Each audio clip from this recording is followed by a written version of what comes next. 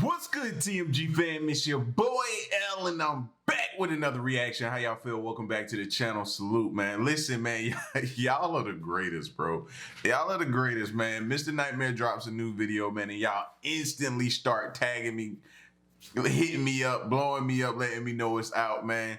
Listen, all I'm gonna say is I hope you didn't watch it by yourself. You know how we do on this side. We watch it together. So I hope you ain't go ahead without us, knowing you probably already did. I get it. You couldn't wait. I don't blame you. I don't think I'd have waited either if I wasn't doing reactions. You know what I mean?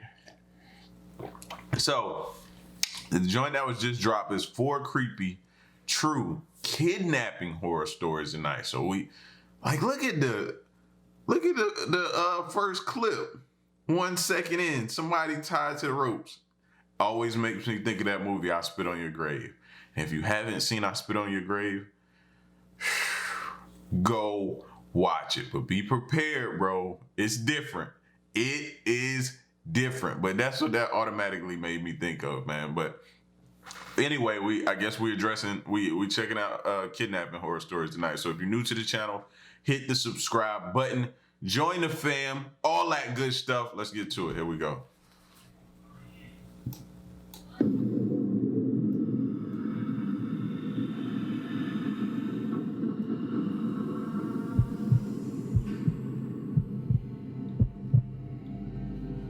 Being a little kid is a scary point in your life, yet you're too young and innocent to even realize it.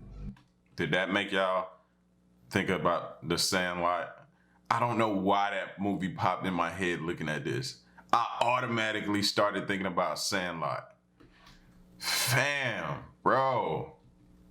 It's a classic movie though. If you haven't seen it, go check it out. Classic. Yet you're too young and innocent to even realize it. I have a horrible memory from my early childhood that I wish I could simply block out completely, but I just can't. I was, I believe, 6 or 7 years old. I was at the summer rec program that my parents had signed me up for. I was in the 6 and 7-year-olds group, the youngest group at the camp. One day our group was at the playground, and some oldish man sitting on a bench started talking to me. He knew my name. I remember feeling very comfortable with him, like he seemed kind. He gave me a candy that I ate on the spot, and he offered to push me on the swing. I think I told him that's all right and continued talking to him, asking him dumb little kid questions.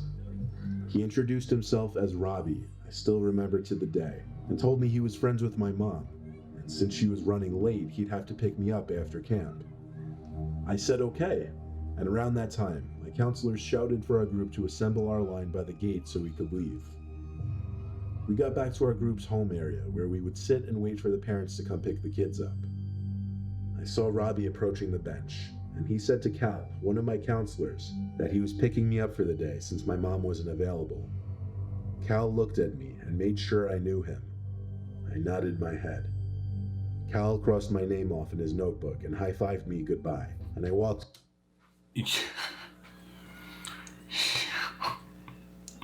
Could you only imagine showing up to pick your child up, the child that you sent to school perfectly fine, to show up to pick him up, or better yet, doesn't get off the school bus at home, and when you contact the school, they tell you, well, what's the name? Rob, whoever his name, he picked him up. He said you weren't available. Fam, there is no amount of restraints in this world. Bro, that's a different level of anger and rage that, this is scary though, because this could possibly happen. Cal crossed my name off in his notebook and high-fived me goodbye, and I walked off with this Robbie guy. I remember he grabbed and held my hand as we walked. And I also remember that he was walking extremely fast, like it was hard for me to keep up with my short little legs. We made it to his car. He let me in the back passenger seat. He seemed to be in a hurry. He rushed into his seat, started the car, locked the doors, and started driving fast out of the parking lot. I asked, "Are you taking me home?" "Yeah," he replied. I remember hearing some yelling noises from outside the car. I lifted myself off the seat to look out the rear window and saw two of my counselors pointing at the car I was in to one of the park supervisors. This is when things got scary for my little self. As I was looking out the back window, the man screamed at the top of his lungs to get the fuck down. I got so scared I started to cry and tried opening the door when he was at a red light, but he had the child lock on. He tried to calm me down by apologizing, saying he was driving me home. I can't remember what exactly I was thinking, but I do remember being scared, starting to wonder if I was actually being brought home. We were in the car for quite some time, and I started to realize I didn't recognize where we were. We were not anywhere near my house. I felt like I had to throw up from being so scared. I remember Robbie muttering, oh shit, constantly under his breath, and he kept looking in his rearview mirror. Then, the sound of a police siren directly behind us made him scream in anger once more. Whew! I was hoping so. Because this is like one of the most successful attempts I've heard in a long time. And he was making it. Whew, I was hoping. If anybody else was just sitting here praying that was a cop. Or that the counselor sent somebody after him. He pulled to the side on a neighborhood road and told me to go along with whatever he said. But he didn't have a chance for that. Two police officers stormed out from the car with their guns half drawn and yelled at Robbie to step out of the vehicle with his hands up. Whew. He did so without question and was cuffed while they had him laying face first on the concrete. He was brought into the car while the other officer stuck with me, comforted me, and asked me questions. Another cop car arrived, and so did my mom in her minivan. She was in tears and hugged me when she got out. So backing up, when Robbie, or whatever his real name was walking me to his car, my mom had already gotten to the bench to pick me up, and Cal told her some man already picked me up. That's when they ran to catch what car we got into and called the cops right away. One of the camp supervisors was actually tailing us on the road, which is why Cal was panicking and how the cops were able to locate us.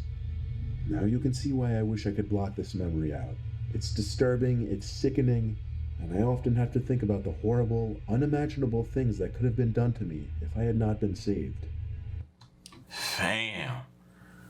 The cops would have just give me just a second with him, man. Just give me a minute with him. I'm talking about the dude that kidnapped my child. Just give me a minute with him. Just a few seconds with him. You know what I mean? That's all I ask, man. He took my child, bro. He took my prized possession, bro. Just give me a second with him, man. You know what I'm saying? I ain't gonna make no promises of what's gonna go down in that second, bro, but they could probably understand. You know, they should understand, bro. Took my child. I show up to pick him up. He not there. He's in some stranger's car. He get out. He's crying. Bro, man, this might not be good for me to watch.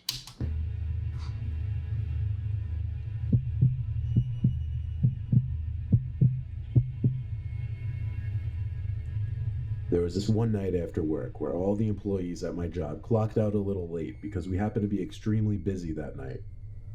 As usual, we cleaned the store and headed for the front to clock out. That night after work, I would be hanging with two of my coworkers. We smoked a blunt and went to Wingstop. All was well, and 1 a.m. finally struck. I needed to be home and I needed gas. I said bye to my two coworkers and headed for the nearest gas station. It was actually right around the corner from my work. Thank God, because I'd gone to work with it running on E. My car... It's that sign saying, instead of saying diesel, the last few letters of the word is the light is out, so it just says die. I'm not pulling up to any gas station that says die in it. No, I'm taking that as an omen and I'm getting out of there, man. Nope. Car was running on fumes. Although being the closest gas station, I avoid this one for many reasons, as do many other people, especially at this time of night. There's often homeless drug addicts walking through it. Many people hit cars and drive off, fights, people scream in the cars. It just manages to attract the wrong people. So as I'm pulling up to the pump, the high officially leaves. I come to realize that I'm about to pump gas at a cornered gas station hidden by buildings at 1 o'clock in the morning. No car, no person was seen in sight.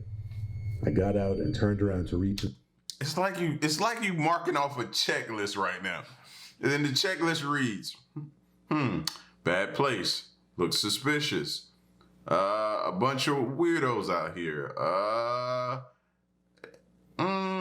And you continue to check off boxes like that till you get to the end. You meet the requirements for possibly death. Sign your name right here. That's basically what you do. That's basically what you doing, fam. Gosh, Lee, but you still continue to pull in there. Inside for my wallet. I come up, and there's this homeless man going through the trash with this very large white bag. I'm not talking about big hefty that promises to keep all your household trash intact all the way to the outside trash can. I mean, this bag was freakishly big, and I couldn't see through it. I can't lie though, those gas stations usually have the best food, like the best fried chicken and tater logs. But back to the story. I was startled at first, as I didn't even hear him walking or anything. I insert my card and look over. His head is in the trash at this point. I see him digging for recyclables, I think, and I just continue trying to get the thing to take my card. To be safe again, I make sure I lock my car once more. And this is where things get scary.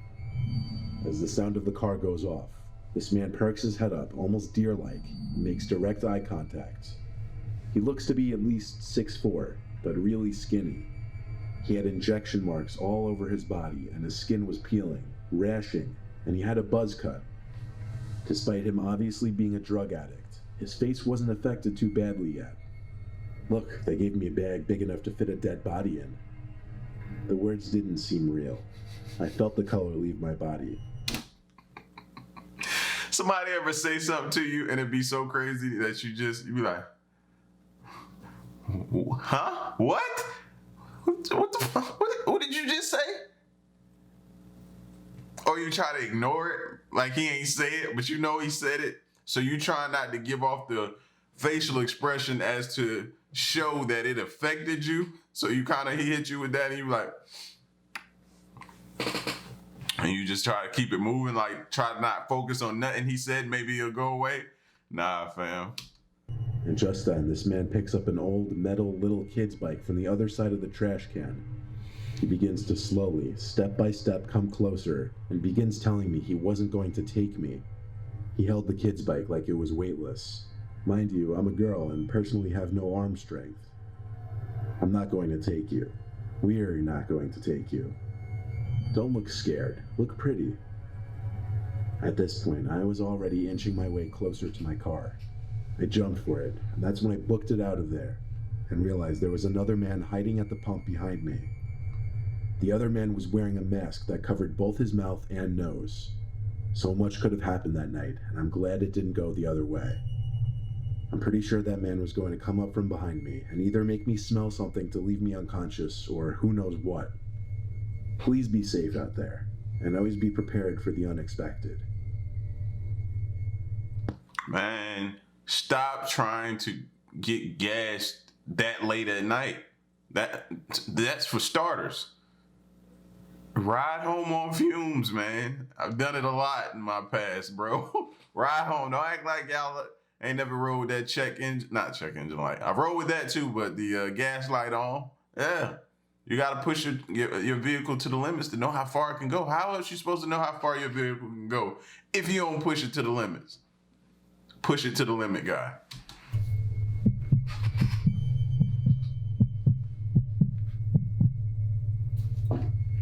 When I was 10, my uncle used to own a property in Kentucky, which was not too far of a drive from our home in Virginia. Okay. He was an avid hunter, so his place was in the middle of the woods, a perfect hunting area.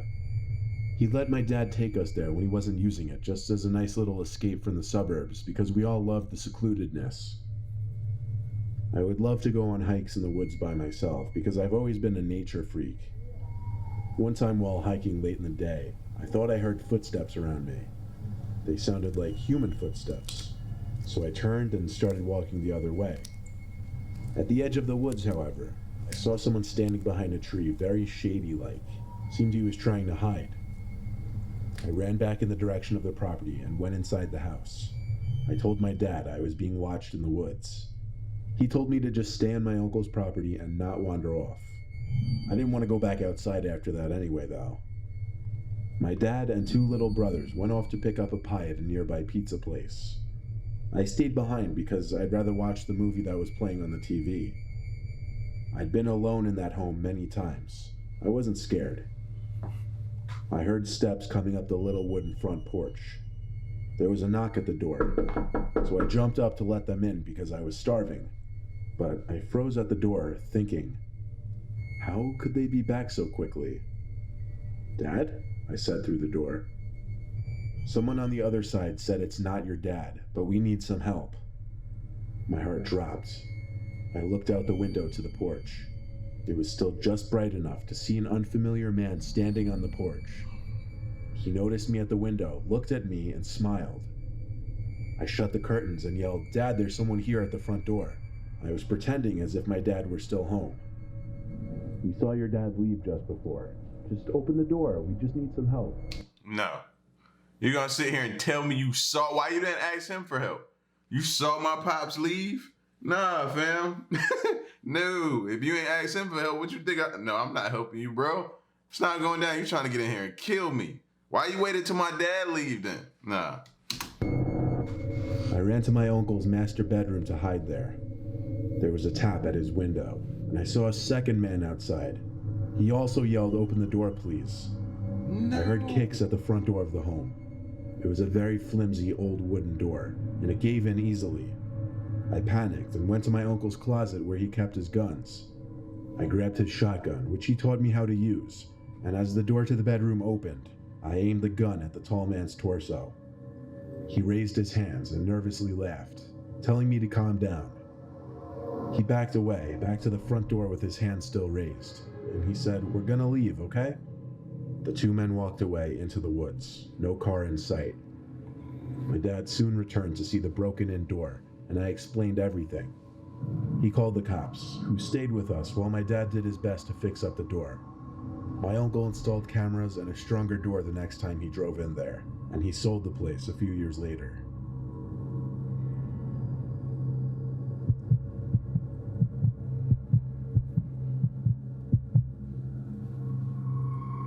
The following story takes place on one of the worst days of my life. My crazy ex-girlfriend and I had just broken up after having a screaming match in her car. She basically told me where I could shove it and left me in the rain in some parking lot of an abandoned office supply store. It was way too late in the night to call either of my parents to pick me up, and of course my sister was in a different state, so I tried calling an Uber as I walked out of the lot towards the street. I swear, adding to my misfortune, every single Uber canceled on me, one after the other. It got to the point I wanted to cry out loud and scream. I was a 15-minute walk from home. I figured to hell with it, I'd walk it. But shortly into my walk, an SUV pulled up to me. 3 guys were inside. They seemed around 30. The guy in the back said, "Yo man, you need a ride?" Nope. I figured, why not? What did I have? Oh my gosh. I figured, why not? I'm starting to link this show, these horror stories to some of the live PD members. You know what I'm saying? Some of the criminals and different people on live PD, because the decision making, sure, why not, is the equivalent of saying,